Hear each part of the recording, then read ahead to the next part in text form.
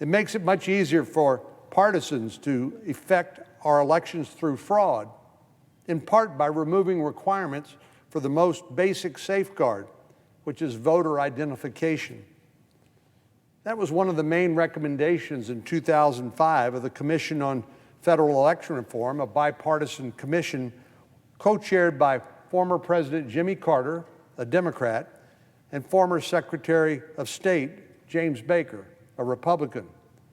That commission back in 2005 recommended that voters be required to present a photo ID card, and the state should provide free cards to voters who for some reason didn't have a driver's license or other identification.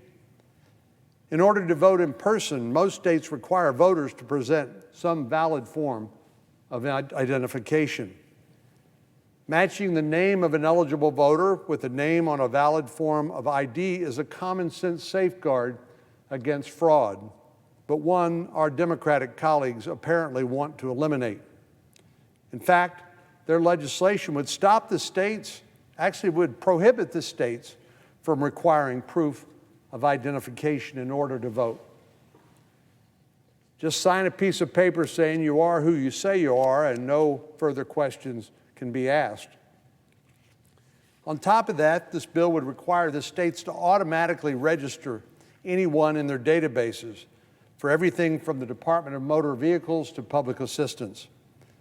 We know these programs aren't limited to eligible voters and could include non-citizens and others who aren't eligible to cast a ballot, not to mention the fact that those who are already registered to vote would be registered again, potentially. And even if there are duplicate registrations, or if someone passes away or moves, states would not be allowed by this law to clean up their voter rolls within 6 months of an election. But just when you think things can't get any crazier, they do. Our Democratic colleagues want to provide taxpayer funding for political campaigns and elections. That's right, they want you to pay for a political candidate's campaign, whether you want to or not, whether you support the policies of that candidate or not. A lot of companies have matching programs for charitable giving. If an employee donates to the charity of their choice, the company often will match the donation dollar for dollar. Well, that same principle applies here in part, except instead of the charity getting money, it's now a political candidate. Instead of the company footing the bill, it's you got it, it's you, the taxpayer. I could go on and on. This proposal, S1, that we will be voting on in the near future, changes the basic structure of the Federal Election Commission, which is currently a bipartisan commission which is forced to obtain a bipartisan majority before they can act. It's split 3-3. But this bill would eliminate that bipartisan requirement and simply allow a partisan Federal Election Committee to work its will. This bill also legalizes something called ballot harvesting, which is susceptible to widespread fraud. In other words, it lets a campaign worker go around to nursing homes, neighborhoods, union halls, wherever, and collect your ballot, and then to take them down to the clerk's office and cast that ballot. Well, the opportunities for fraud are pretty obvious.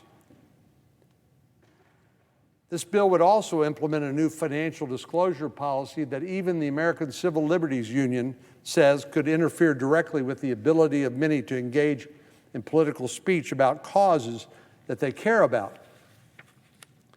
But above all this bill undermines the trust and accountability that is so important to elections.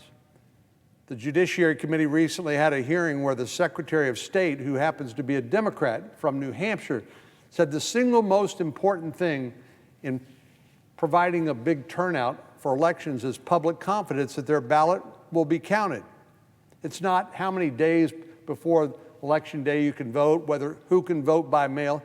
It's the public's confidence that their ballot will be counted no matter how and when cast.